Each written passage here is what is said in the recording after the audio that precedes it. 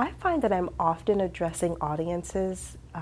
that have already spent some time learning and thinking about issues of racism. So they're not at the very early stages of thinking about these issues. So my hope, though,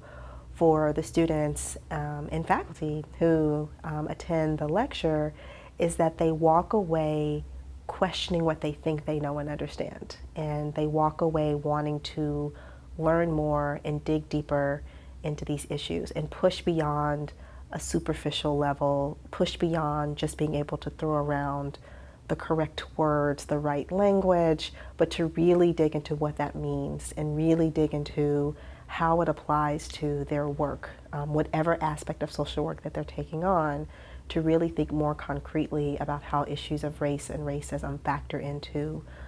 the work that they're trying to do.